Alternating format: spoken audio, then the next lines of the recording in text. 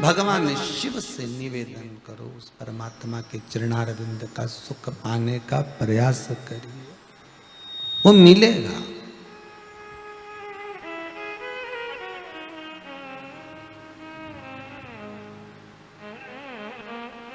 कभी दिल को अगर कुछ बुरा लगे ना,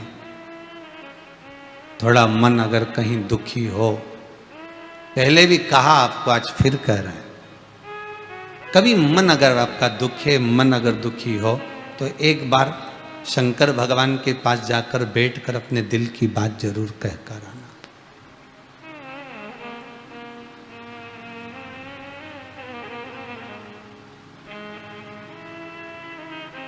नारायण बैकुंठ में रहते हैं, भगवान विष्णु। ब्रह्मदेव ब्रह्मलोक में रहते हैं, पर मृत्यु लोक में अगर कोई रहने वाला है ना, मृत्यु लोक का कोई अधिपति है, मृत्यु लोक में अगर कोई निवास करने वाला है, तो वह देव अधिदेव महादेव ही है। देव अधिदेव महादेव।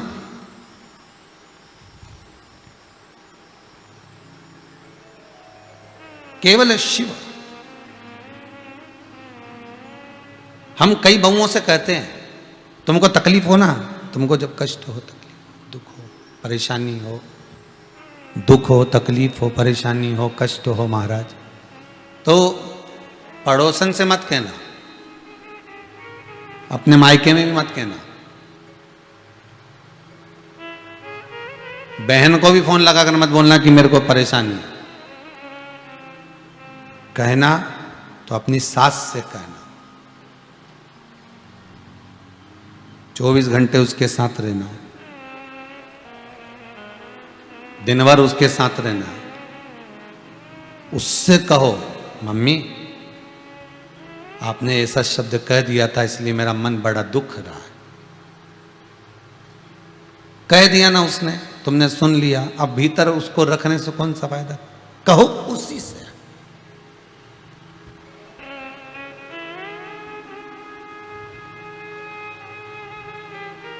तुम 10 जगह पर कह भी दोगे ना, तो वो तुम्हें तोड़ने की बात करेगा, जोड़ने की नहीं।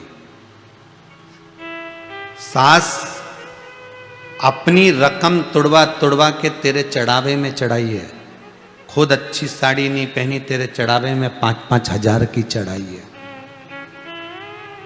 किसी को उस सास ने एक सोने की अंगूठी नहीं दी, तुझे तो पहचानती नहीं थी, पहली बार में अंगूठी दी आई थी, पहली बार में हाफ सेट, अंगूठी, ये वो, पहचानती नहीं थी। कौन जानता था कि ये है? उसने तो दे दी। जो कभी अपने रिश्तेदार को नहीं दे, वो सास तेरे को दे के आ गई, तो सोच, दिल का टुकड़ा निकाल कर दे रही है, नहीं तो वो क्या दे। पर अपन अपने हृदय की बात दूसरों को कह रहे, उससे कह रहे, उससे कह रहे, उससे कह रहे, पर जिससे कहना थी उसको नहीं कही, तो दुख हृदय में रहेगा। वो सब तोड़ने की बात करेंगे, केवल एक सास ऐसी होगी जो जोड़ने की बात करेगी कि ठीक है, मैंने कह दिया, हो गया, कोई बात नहीं, जा चाय बना के ला, दोनों जनी पिएंगे। वो चित्तवृत्ति उससे कहो। और सासों से भी निवेदन है, तुम्हारी बहन को मत कहो, मायके में मत कहो, पड़ोसन आए मिलने तो उससे कुछ मत कहो कि बहू ऐसी है या बहू ऐसी है, या बहू ने ऐसे वस्त्र पहन लिया या ऐसा बोल दिया। उसको बोलने से पड़ोसन क्या कर लेगी? सुनेगी, ज़्यादा से ज़्यादा अग्नि में घी डाल के चली जाएगी। उससे नहीं कहना, तुम्हें अपनी बहू को बिठा कर कहना, बेटा तेरे मन में क्या चल रहा है, बोल, तेरी संशय क्या है, तू बोल, मैं सब समझ सकती हूँ, तुझे बता सकती हूँ, मैं तुझसे बड़ी हूँ, हो सकता है मेरे रहन सहन में अंतर हो, तेरे रहन सहन में अंतर हो, क्योंकि मैं पुरानी हूं, तू नहीं है। सास अपनी बहू को पुराने में ढालना चाहती है, बहू अपनी सास को नए में ढालना चाहती है, विवाद यहीं हो जाता है।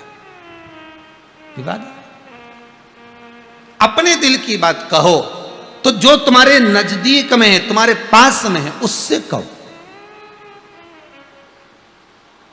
इतनी कथा से समझ में आ रहा है ना तुमको? जो तुम्हारे करीब में उससे कहो, इसी को समझना है। भगवान रहते हैं बैकुंठ में, ब्रह्मदेव रहते हैं ब्रह्मलोक में, इंद्र रहते हैं इंद्रलोक में। तुम्हारे सबसे करीब में कौन है? जितने लोग कथा सुन रहे हो दिल से बोल दो, तुम्हारे सबसे करीब में कौन है? हर कंकर में शंकर, मृत्यु लोक का देव अधिदेव है महादेव। यहां रहता कौन है? शंकर। अब तुम उससे ही नहीं कहो, बाकी के सबसे कहो भगवान ऐसा कर दे, भगवान वैसा कर दे। भगवान भी के जो पास में उससे तो कहले, चाबी तो वही देगी। तुम पड़ोसन को कितनी भी चाय पिला लो, तुम पड़ोसन को कितनी भी रोटी खिला लो, जायदाद का हिस्सा क्या पड़ोसन देगी तुमको? नहीं। तुम चाय पिलाओ चाहे रोटी खिलाओ चाहे अचार डलवा, पर जायदाद का हिस्सा सास ही देगी, भले तुम पूछो चाहे मत पूछो। उसी तरह मृत्यु लोक का देव अधिदेव है महादेव। अगर कुछ मांगना है, अगर कुछ कहना है, दिल की बात तुम्हें सुनाना है, तो उसके पास जाकर कहो, आज मैं बड़ी दुखी हूं, आज मुझे ये काम नहीं हुआ भोलेनाथ, मैं बड़ा तकलीफ में हूं, मैं बड़ा कष्ट में। अपने दिल की बात उस देव अधिदेव महादेव से कहो तो, जो तुम्हारे पास में है, तुम्हारे नजदीक में है।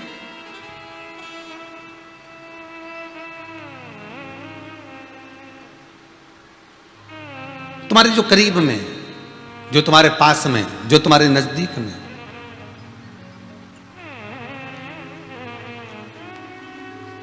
अरे भाई,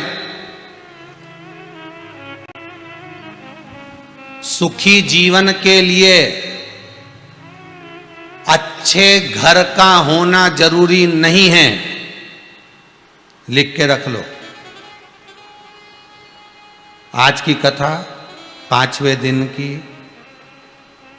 शिव महापुराण की कथा कुबेरेश्वर धाम से सुन रहे हैं। आज की कथा में ये लाइन लिख के रख लेना, सुखी जीवन के लिए अच्छे घर का होना जरूरी नहीं है। मेरा ये कमरा अच्छा होना चाहिए, मेरा ये बंगला अच्छा होना चाहिए, सामने तो गाड़ी खड़ी होना चाहिए।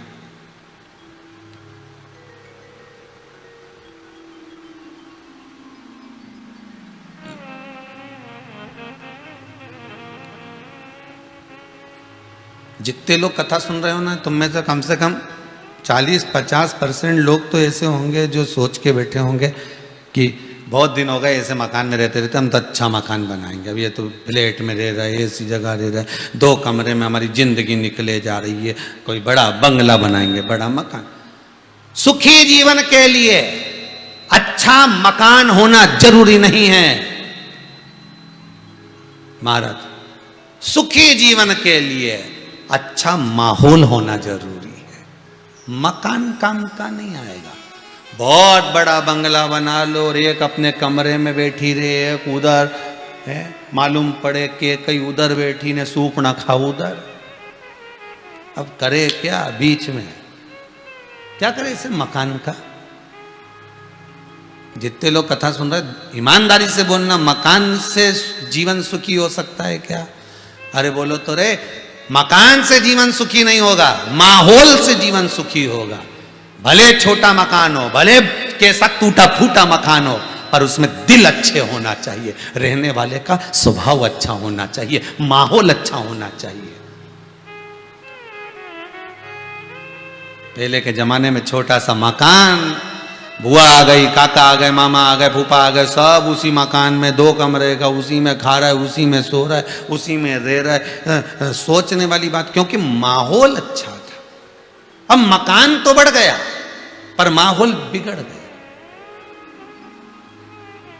मकान तो बहुत बड़े बड़े बन गए साहब, खूब बड़े बड़े मकान बने हुए हैं, पर माहौल ठीक नहीं है साहब। सास से बहू नहीं बोले, बहू से सास नहीं बोले, बेटा बाप से नहीं बोले, बाप बेटे से नहीं बोले। एक तो आज का जमाना बड़ा विचित्र हो गया। हम अच्छे, हमारी पत्नी अच्छी, हमारे बच्चे अच्छे।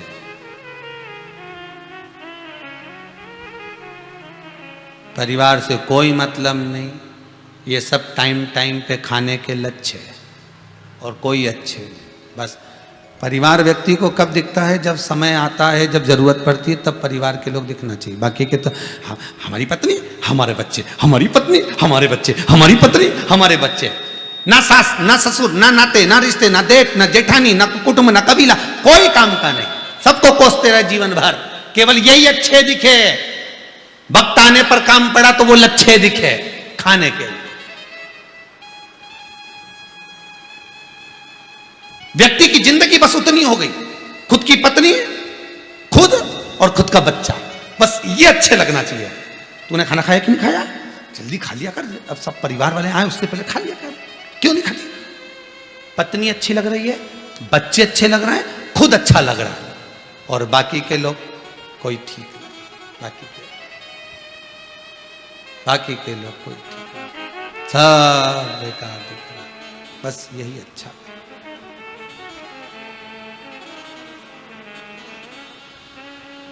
समय आया और वो समय, एक बात याद रखिए, समय से बड़ा दुनिया में कोई गुरु भी नहीं हुआ रे भाई। हम तो सीधी बात कहेंगे, समय से बड़ा दुनिया में कोई गुरु भी नहीं हुआ। समय क्या क्या सिखा कर जाता है यह भगवान ही जानता है। किसी ने राम जी से पूछा, आपके गुरु ने आपको गुरु मंत्र दिया था, आपके गुरु ने आपको ज्ञान दिया था, आपके गुरु ने आपको पढ़ाया था, वहां पर जो ज्ञान प्राप्त करा, वहां जो ज्ञान मिला, वो ज्ञान प्रबल था? राम जी महाराज बोल रहे हैं, मेरे गुरु जी ने जो ज्ञान दिया, मेरे गुरु जी ने जो समझाया बताया, वो बड़ा प्रबल था। तो राम जी से पूछा, कोई और भी गुरु बना जीवन में? राम जी ने कहा, समय बड़ा गुरु है, सबसे प्रबल गुरु है समय। राम जी बोले, 14 वर्ष के वनवास में जब मैं वन में विचरण करता हुआ जा रहा हूं, 14 वर्ष के वनवास में जब मैं जा रहा हूं, समय से बड़ा दुनिया में कोई गुरु नहीं होगा। उसने मुझे बहुत कुछ सिखा दिया, बहुत कुछ सिखाया है।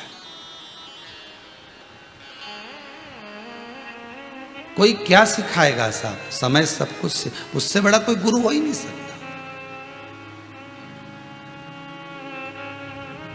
धन होगा सब सामने होंगे, दुख होगा, पैसा नहीं होगा, तब अपने भी हाथ खींच लेंगे। समय सिखाता है।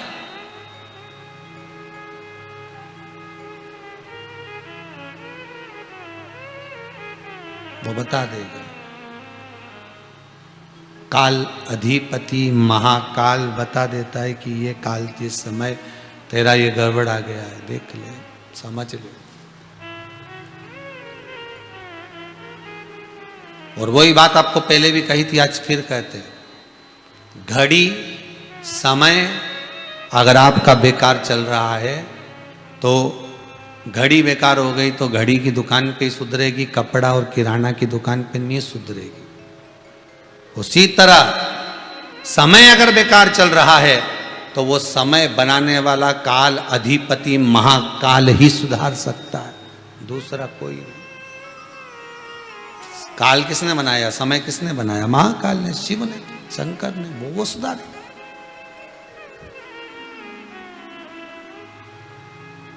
झूठी दुनिया से मन को हटा ले, ध्यान भोले के चरण में लगा ले, नसीबा तेरा जाग जाएगा, नसीबा तेरा जाग जाएगा, नसीबा तेरा जाग जाएगा, नसीबा तेरा जाग जाएगा। सब कुछ झूठा, संसार, परिवार, कुटुंब, कबीले, नाते, रिश्ते सब व्यर्थ के जाते। केवल काल अधिपति महाकाल समय कब पलटेगा, तुम उसकी चौखट मत छोड़ना, तुम उसका दरवाजा मत छोड़ना, तुम उसका द्वार मत छोड़ना, कभी तो सुनेगा। तुम्हारे दरवाजे पर रोज गाय आकर खड़ी होती है, तुम रोटी भले मत दो, वो खड़ी तो होती है ना, तुम भले रोटी मत दो, आकर खड़ी होगी, कभी तो दया आएगी। रोज आकर खड़ी हो रही है, एक दिन तो रोटी दोगे, महीने भर में 2 दिन तो दोगे, पर गाय आकर खड़ी हो रही है तो तुम्हारा मन हुआ कि रोटी दे दो। रोज कोई तुम्हारे दरवाजे पर झाड़ू लगा कर जा रहा है, कभी तो मन करेगा कि कौन है, चलो मैं जाकर देखूं, सेविका को 200 रुपए 5 रुपए तो दे दूं। रोज तुम्हारे दरवाजे पर कोई मांगेगा, कभी तो तुम कृपा करोगे। जब तुम कभी दया कर सकते हो तो वो भी तो कभी कृपा कर सकता है, वो भी तो करुणा कर सकता है, वो भी तो कृपा करेगा। संसार के ये झूठी दुनिया से मन को हटा ले, ध्यान भोले के चरण में लगा ले, नसीबा तेरा जाग जाएगा, नसीबा तेरा जाग जाएगा। वो करे, जाते रहो, प्रणाम करते रहो, नमन करते रहो, धोख लगाते रहो। हम ये भी नहीं करें कि लोटा भर के पानी ले जाओ, हम ये भी नहीं करें कि बेलपत्र लेकर जाओ, हम ये भी नहीं करें कि फूल लेकर जाओ। आप तो मस्तक तो झुकाओ। सारा कर्ज और सारा मर्ज यहीं पर होता है। बस ये झुक गया, उंडेल दो उसके आगे, झुका दो उसके आगे, कर्ज और मर्ज सब उसके आगे उंडेल दो। मतलब मस्तक रखा, उंडेल दिया, और उंडेलोगे तो वो खाली हो जाएगा, खाली हो जाएगा तो शंकर उसमें कुछ ना कुछ तो दे ही देगा, शिव देगा। भोले अपने दर से अब तो न टालो, गिरा जा रहा हूँ, उठा लो उठा। खाली न जाता कोई दर से तुम्हारे, खाली न जाता कोई दर से तुम्हारे, मैं भी खड़ा हूँ नन्ही बाहें पसारे, अपने हृदय से लगा लो गिरा जा रहा हूँ, उठा लो उठा। उसके दरवाजे पर जाकर कहता, तेरे दरवाजे से कोई खाली नहीं गया। हमने तो शिव महापुराण में सुना था, सियोर वाला महाराज चिल्ला चिल्ला के बोल रहा था कि तेरे दरवाजे से कोई खाली नहीं जाता। या तो वो झूठा या तू झूठा।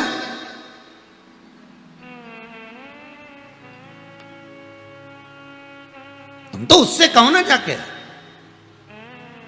चिल्ला चिल्ला के वो गादी से कहता है शिव महापुराण में कि शंकर के पास जाकर रोइए, शंकर के पास जाकर कहिए, शिव के पास में अनुमोदन करो, शिव के पास स्तुति करो। या तो वो झूठा या तू झूठा, उससे कहो। पकड़ लो हाथ त्रिपुरारी, नहीं तो डूब जाऊं, हमारा कुछ न बिगड़ेगा, तुम्हारी शान जाएगी। हमारा क्या बिगड़ना है, लोग तो नाम तुम्हारा देंगे। बताओ, इतना कथा सुनता, इतनी कथा सुनती, इतना स्मरण करती, और ये दुकान पड़ा, तो तुम्हें साधना पड़ेगा, तुम्हें संभालना पड़ेगा, तुम्हें कृपा करना पड़ेगा, दूसरा कोई नहीं कर सकता सब।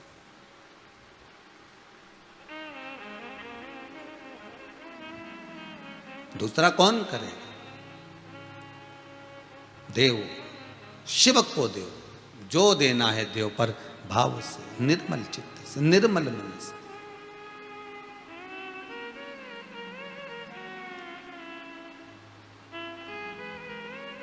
नल को देखकर कीचड़ में मत कूदना, नल को देखकर कीचड़ में मत कूदना। कभी कभी नल में पानी भी नहीं रहता, बहुत ध्यान रखना। नहीं तो तुम्हारा क्या भरोसा, नल लगाए और कीचड़ में कूद गए। अभी आऊं कीचड़ में से पाँव धुलूंगा, और जो देखा नहीं चालू करे नहीं टोटी के, तो टोटी नहीं चलेगा नल की है, और पाँव नहीं धोया तो कीचड़ में बिड़ा रिया। तो फिर किसी ने कहा, बताओ, ये तो बहुत गलत बात है। कि क्या गलत बात है? नल तो चालू होना चाहिए था। तो नल के मालिक से कहा, ये नल क्यों नहीं चल रहा? तो क्या हमारी मर्जी, नल हमारा, पानी हमारा, हमें नहीं चालू करना, जा। तो हम तो नल देख के कीचड़ में कूद गए, हमने तो नल देखा ना कीचड़ में कूद गए। शास्त्र कहता है, बहुत धन देखकर, बहुत पैसा देखकर, आसक्तियों में, काम में, लोभ में, व्यसन में, मांसाहार, मदिरापान, जुआ, गलत जगह पर मत कूद जाना कि नल चालू है, पानी आ रहा है, धन आ रहा है, तो धन आते को देखकर कहीं गलत जगह पर मत चले जाना, कीचड़ में मत कूद जाना, कभी भी बंद हो जाए इसका कोई ठिकाना। संभल कर चलो।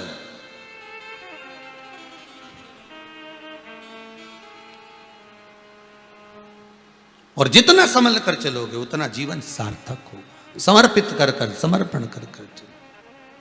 अब शिव महापुराण की कथा कर रही है, शंकर का अनुमोदन कर रहा है, शिव स्तुति कर रही है, शंकर की कथा कर रही है। तुमरुका जी ने धतूरे का फूल उठाया, शंकर भगवान को समर्पित कर दिया। शिव कहते हैं मुझे प्रियता इस धतूरे से, मुझे प्रियता इससे। निरंतर तेरे मुख से जो कथा निकल रही है, स्तुति निकल रही है, वो जीवन का सुख प्रदान करने वाली, आनंद देने वाली। गुरु गुरु समय भी एक गुरु है, पल घड़ी समय सब एक गुरु तत्व।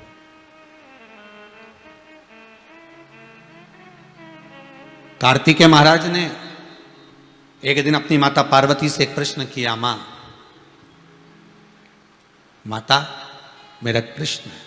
माता बोली बोलो क्या प्रश्न है, क्या तुम्हारा, बोली क्या प्रश्न है, बोलिए। कार्तिकेय महाराज जी कह रहे हैं, मां तारकासुर जैसे असुर को मारने के लिए किसी गुरु का साथ होना जरूरी है, और जब तक गुरु का सानिध्य ना मिले तो तारकासुर को मारा नहीं जा सकता। जिसको मारने के लिए मेरा जन्म हुआ है, जिसको मारने के लिए मैं जन्मा हूं, उसको मारने के लिए कम से कम कोई गुरु मुझे ज्ञान तो दे।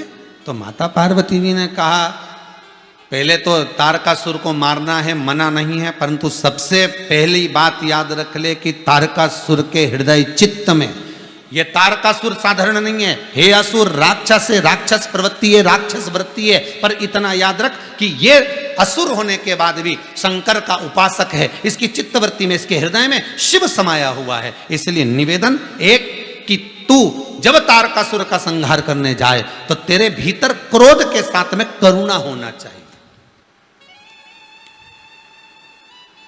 क्या होना चाहिए? क्रोध के साथ करुणा होना चाहिए।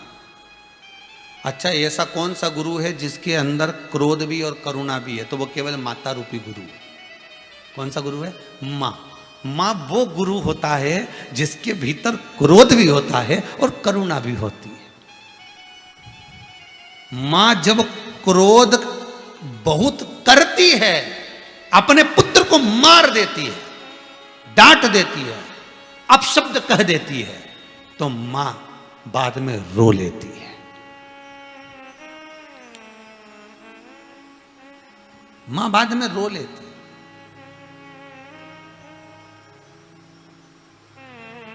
दुनिया का एक गुरु है, प्रथम गुरु मां। सबसे पहले नंबर का गुरु है मां, दूसरे नंबर का पिता, तीसरे नंबर का शिक्षक, चौथे नंबर का सदगुरु, और वो प्रथम नंबर का गुरु मां। वो गुरु है जब क्रोध में आती है, बहुत क्रोध करती है, चिल्ला चोट करती है, अपशब्द कहती है, ताने देती है, गालियां देती है, मार भी देती है, पर बाद में रो भी लेती है, क्योंकि क्रोध के साथ करुणा केवल मां ही कर सकती है। पिता अपने पुत्र को चिल्लाकर, डांट कर, मार कर रोता नहीं है, दुकान चले जाता है, ऑफिस चले जाता है, कहीं बाहर चले जाता है, पर रोएगा नहीं। पर मां बोलने के बाद रो भी लेती है। मां रोती है। कार्तिकेय जी कह रहे हैं, मां आप कह रही हो कि क्रोध करना पर करुणा रखना, क्योंकि इसके हृदय में, तारकासुर के हृदय में शिव बैठा है। ये मुझे कौन सीख देगा कि क्रोध के साथ करुणा कैसी करना? ये सीख कौन देगा? ये ज्ञान कौन देगा? ये समझाएगा कौन मुझको? कौन बताएगा कि क्रोध के साथ में करुणा कैसे करना? कौन कहेगा?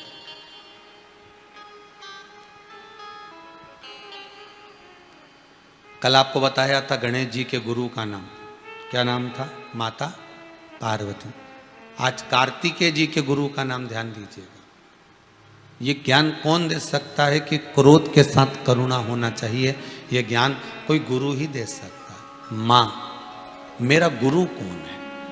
कार्तिकेय जी ने अपनी माता से पूछा, मेरा गुरु कौन? गुरु वो नहीं है जो तुम्हारे साथ में दिन रात बैठा रहे। गुरु वो नहीं जो तुम्हारे साथ में दिन रात तुम्हारे साथ में घूमता रहे। गुरु वो नहीं जो केवल तुम्हारे संग में रात दिन खाता पीता उठता बैठता रहे। गुरु वो नहीं, गुरु तो वो होता है जो एक बार जो मंत्र प्रदान कर देता है, शिष्य से कह देता है मेरे चक्कर में मत पड़ना, चक्कर अगर पढ़ना तो मेरे महाकाल का, मेरे शंकर का कुछ पूजन, कुछ भजन, कुछ अर्चना, कुछ स्मरण तू कर लेना। माना दुख बहुत प्रबल है, माना समय बड़ा बेकार चल रहा है, माना काल घेर कर रखा है, माना तकलीफें ज्यादा है, दुख जाता है, कोई भी कार्य करो दुख फिर आकर खड़ा हो जाता है, पर हारना मती। मेरा शिव कहता है बिल्कुल मत हारना। 5 साल 2 साल 4 साल से भी तो मैं तेरा समय निकाल रहा हूं ना, अभी भी तेरा कुछ पल कुछ घड़ी कुछ समय बेकार चल रहा है, मैं खुद निकालूंगा तेरे को। बस गुरु एक ही बात कहता रहेगा, आएगा समय अच्छा, क्यों चिंता करते हो, समय अच्छा आएगा, क्यों चिंता करते हो। ऐसा करते करते 2 साल 4 साल 6 साल गुरु निकाल देता। उसका कारण है कि गुरु को मालूम है कि घड़ी बेकार है, पल बेकार है, समय बेकार है। अगर कह दूंगा कि तेरा जीवन ही बेकार है तो वो अभी जाके मर जाएगा, अभी सुसाइड कर ले। गुरु निकाल देगा, क्यों चिंता करना, होगा सब बाबा बैठा है करने वाला, काल अधिपति महाकाल बेटा, क्यों चिंता करना। अब सौंप दिया इस जीवन का, जब जन्म उसने दिया मृत्यु वही देता। रात को पक्षी एक पतली सी डाली पकड़कर पंजे से रात भर सोता है। जब वो सोने वाले पक्षी को मेरा भोलेनाथ रात को गिरने नहीं देता तो पैदा तुझे उसने किया है, तो संसार में गिरने कैसे दे सकता। जब वो सोने वाले पक्षी को नहीं गिरने देता, पेड़ पे से टपकने नहीं देता, तो तुझे कौन गिरने देगा। बस इस हृदय में शिव को बिठा कर रख, अनुमोदन करता रहे, भगवान का भजन करता रहे। भोला सब दुख काटो, दुख काटेगा।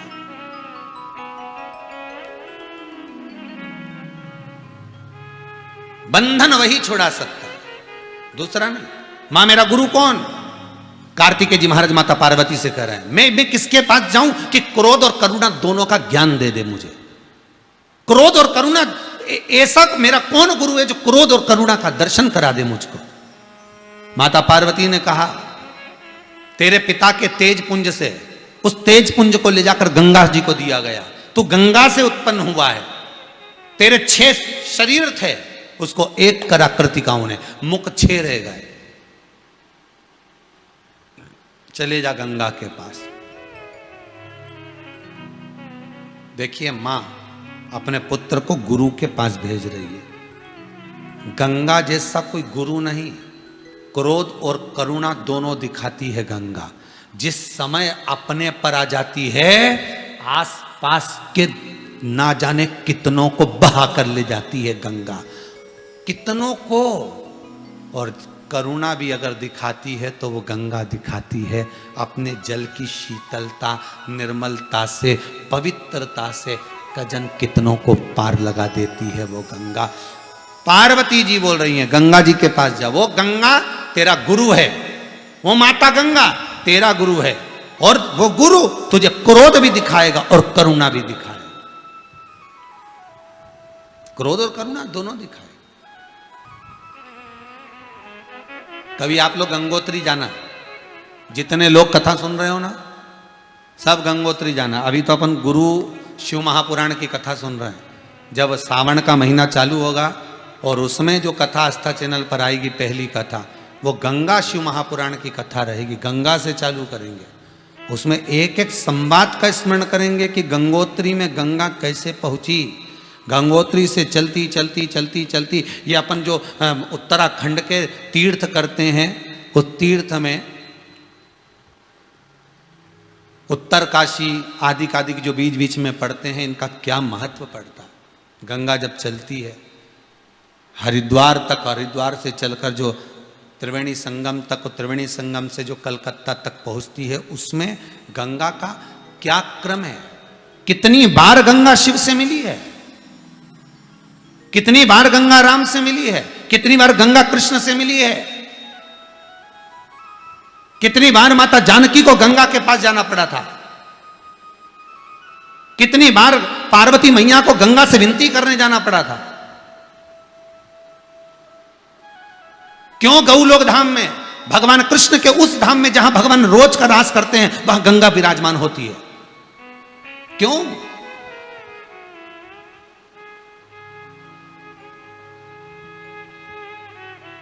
किस लिए? तो वो गंगा का स्वरूप कोई साधारण नहीं हो सकता। अभी तो अपन गुरु शिव महापुराण की कथा सुन रहे हैं, इससे आगे जब सुनेंगे तो गंगा शिव महापुराण की कथा सुनेंगे। और जैसे आज गुरु शिव महापुराण की कथा ने पूरे विश्व में इस गुरु की महत्वता को जताया है, विश्वास है सावन का प्रथम जो प्रबल होगा, इस गंगा शिव महापुराण को जब श्रावण के महीने में कहा जाएगा, मुझे विश्वास है कि केवल गंगा हरिद्वार और इलाहाबाद तक नहीं रहेगी। गंगा की कथा यदि आप श्रवण करेंगे तो मेरा विश्वास है आपके घरों में भी वो गंगा का दर्शन हो सकता है, उस गंगा की शिव महापुराण की कथा को सुनकर। कोई सहज नहीं है पुराण। आज हम गुरु महत्व को जान रहे हैं। मां, मेरा गुरु कौन है? पार्वती जी कहती तेरा गुरु गंगा है, जो क्रोध भी करती है और करुणा भी करती है। क्रोध भी कर रही है और करुणा भी कर रही है। मां,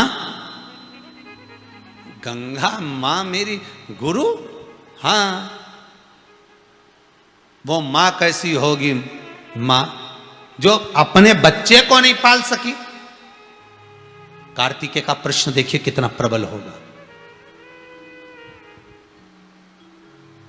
कितना प्रबल प्रश्न कार्तिकेय ने कहा, जो अपने बच्चों को नहीं पाल सकी और कृतिकाओं को दे दिया। कृतिकाओं ने मेरा पालन करा, गंगा मैया मुझे नहीं पाल सकी, जिसने जन्म दिया वो नहीं पाल सकी। पार्वती जी ने कहा ये व्यर्थ सोच है तुम्हारी, व्यर्थ सोच।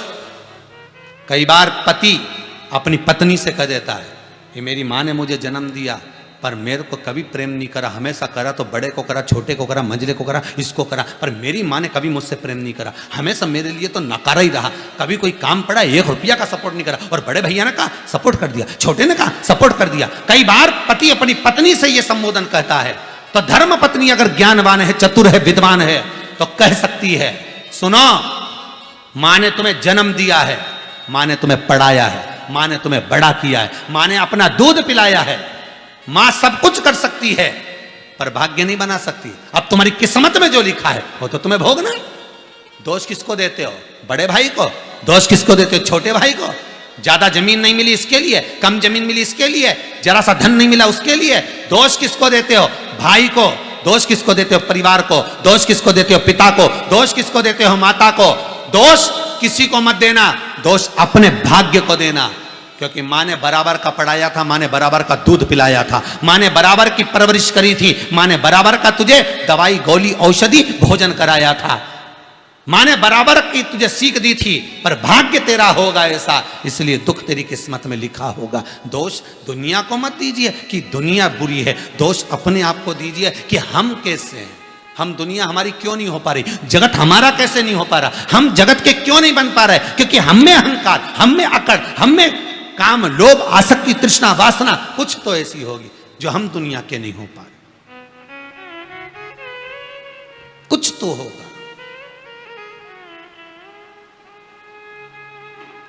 परिवार में दोष देगा, भाई ने ऐसा कर दिया, बताओ हमारी भाभी तो ऐसी है, रोज की सिखाती है, हमारा परिवार तो ऐसा है। अरे परिवार में दोष देगा, कुटुंब में दोष देगा, नाते रिश्ते में दोष देगा, पितरों में दोष देगा, पत्रिका में दोष देगा, कर्म का भी तो दोष देखो रे कि अपन कैसे हैं। फिर समझ में आएगा कि तेरा क्या होगा रे कालिया।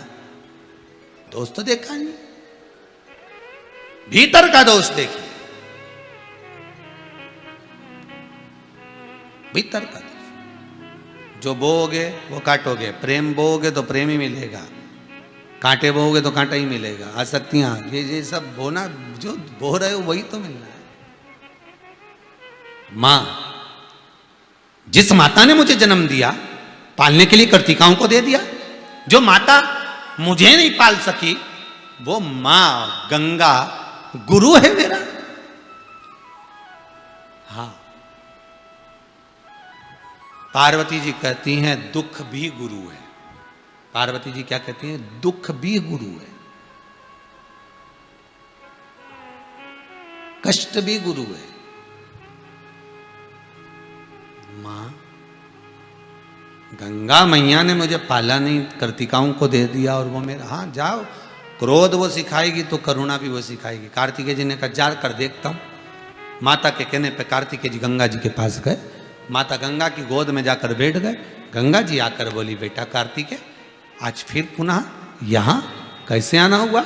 मां तारकासुर का संहार करना है, क्रोध भी करना है उसको मारने के लिए, पर उसके हृदय में मेरे पिता शिव बैठे हैं, इसलिए करुणा भी करना है।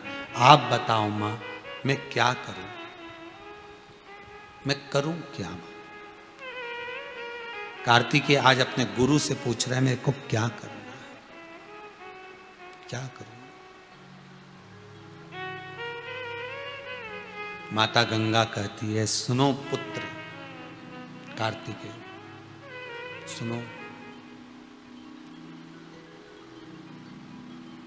पुत्र कार्तिकेय, जिस समय तुम तारकासुर का संहार करने जाओ तुम्हारे चेहरे पर क्रोध होना चाहिए, बड़ा प्रबल क्रोध होना चाहिए। बिना क्रोध के व्यक्ति किसी से युद्ध नहीं लड़ सकता। क्रोध हो तुम्हारा, तारकासुर का जब तुम संहार करो उस समय पर तुम्हारे भीतर क्रोध होना चाहिए। पर तारकासुर को जब तुम भूमि पर पड़ा हुआ देखो तब तुम्हारे भीतर करुणा होना चाहिए। बहुत ध्यान देना इस कथा पर। सुख में भले किसी का साथ मत दो, पर दुख में साथ जरूर देना, बहुत साथ देना। हो सकता है जिस व्यक्ति का आप दुख में साथ दे रहे हो वो व्यक्ति की जिंदगी में तुम्हारा थोड़ा सा सपोर्ट, थोड़ा सा तुम्हारा दिया हुआ धन, थोड़ा सा दिया हुआ तुम्हारा ज्ञान, थोड़ा सा बल उस दुखी व्यक्ति के जीवन में कब सुख पैदा कर दे और वो ना जाने कहां जाकर बैठ जाए। तो कम से कम आज नहीं तो कल तुम्हारे तो काम आएगा। सुख में भले ना दीजिए पर दुख में बड़ा बल दीजिए। ये बात हमने एक बार कथा में कही थी, आप लोगों को ध्यान में होगा।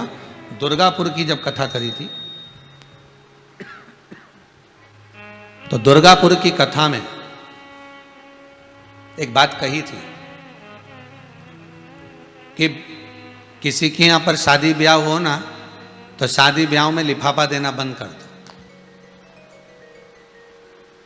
हमने ये बात दुर्गापुर की कथा में कही है।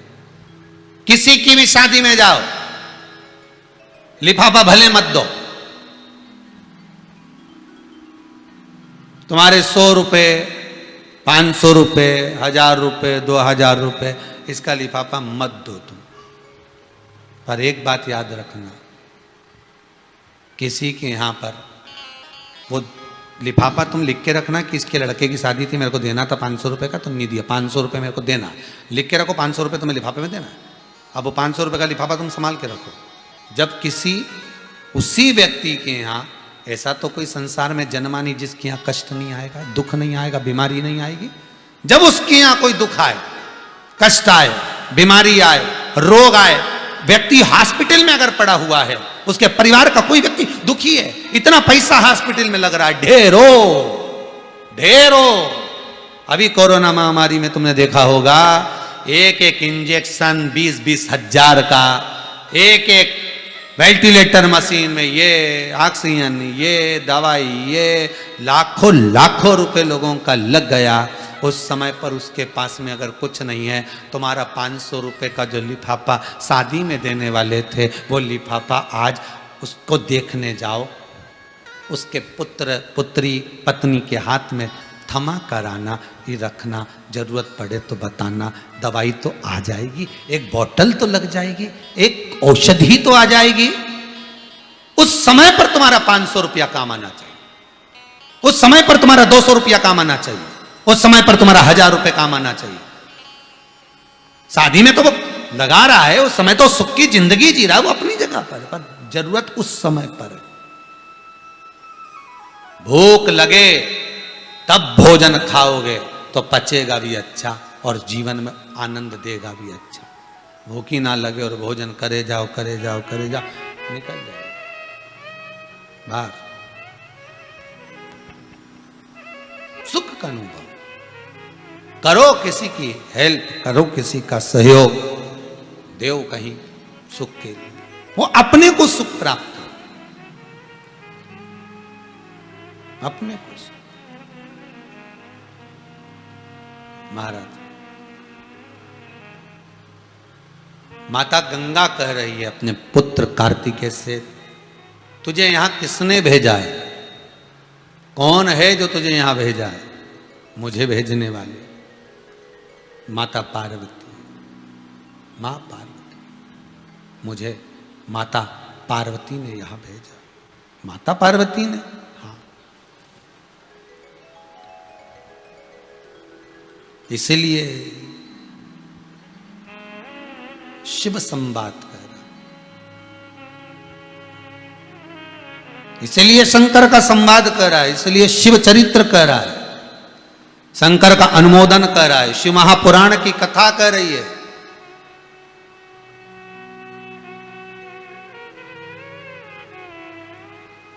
शिव चरित्र कर रहा है। गंगा कार्तिकेय से कहती है, जब उसको तुम मारो, क्रोध करो, तब उसके जब प्राण छूटे वो अपनी जगह पर है, पर जब वो भूमि पर पड़ा हो तब तुम करुणा जरूर करना। करुणा कैसी? कैसी करुणा? कैसी करुणा? तब गंगा जी कहती है, उसके हृदय में शिव का वास है, तारकासुर के हृदय। तब प्रयास करना, जब तारकासुर के प्राण छूटे तो उसके हृदय चित्त को शंकर तक पहुंचाने की जवाबदारी आपकी है। करुणा इसको कहते हैं, दुख जब आया है तो पूर्ण तरह से निभाकर उसको संतुष्ट करने की जवाबदारी अपनी।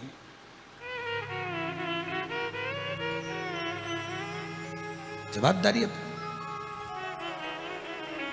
गणेश जी के गुरु हैं